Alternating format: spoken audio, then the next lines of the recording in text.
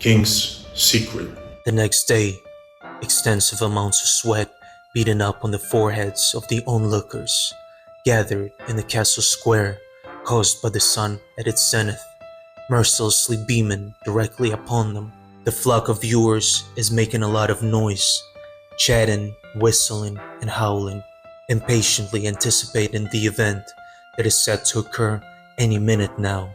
The bells are tolling midday, the blaring sound coming from the belfry, transcending the crowd's clamor. A jester finds himself inside of the town stocks for everyone to see and make fun of, laugh at as much as their heart desires. Stripped off his usual eccentric garb in a cardinal rat pattern, practically unrecognizable, the fool is covered by nothing but raggedy breeches, solid all over.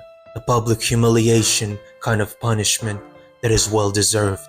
The king, Julius the Invincible, is observing the square from the privacy of his balcony, with a night guard standing beside each one of his shoulders.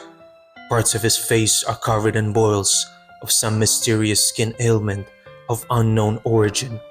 Scars and lesions that can only be seen by someone in close proximity to the king don't prevent a look of determination from being exhibited all over his face.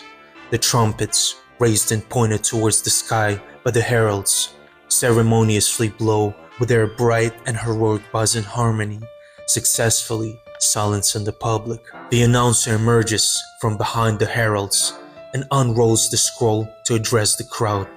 "Gather, gather everyone, the good people of the kingdom.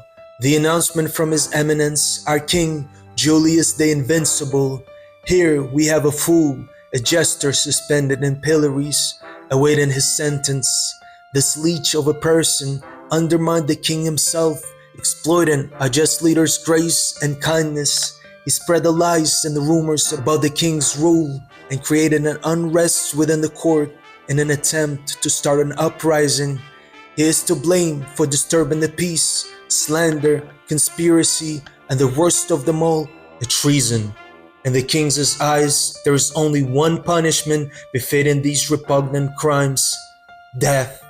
The executioner, wearing a black hood over his head with two small holes revealing only his piercing blue eyes, massive in his stature, twice the size of the devastated jester, picks up his limp body out of the pillory and carries it to the wooden stage. The crowd is ecstatic, cheering and whistling in anticipation for the enemy of the kingdom to be rightfully punished. The hooded giant methodically places Jester's scrawny and immobile body, too weakened and far gone to perform any of his usual histrionics, up on the wooden board face down, with the Jester's head hanging limp off of it. The executioner steps towards the post and unties the rope with the blade attached to the other end of it, suspended high up at the top of the familiar wooden contraption.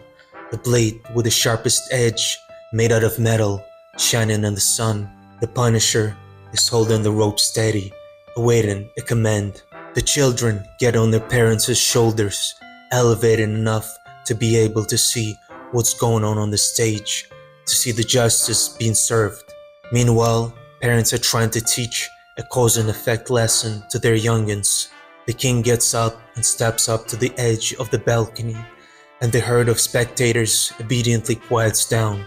The king does a glance over the whole square, filled with everyone holding all of their emotions in, sullenly staring at the king, squinting their eyes under the burning sun. The stench protruding from the jester's body laying down on the board is unbearable.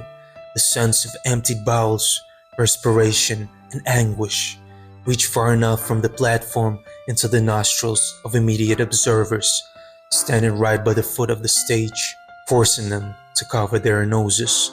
The priest steps up to the stage and mechanically says a quick prayer.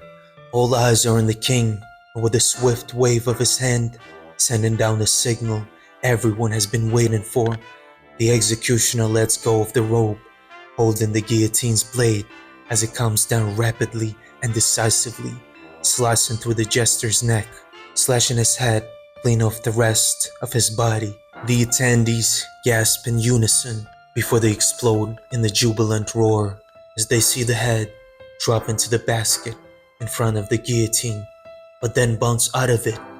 It hits the edge of the platform and flies off into the crowd.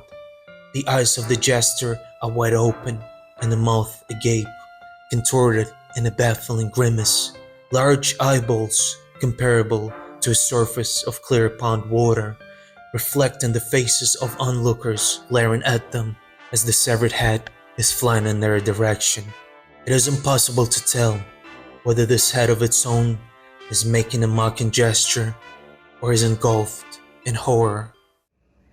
King's Secret.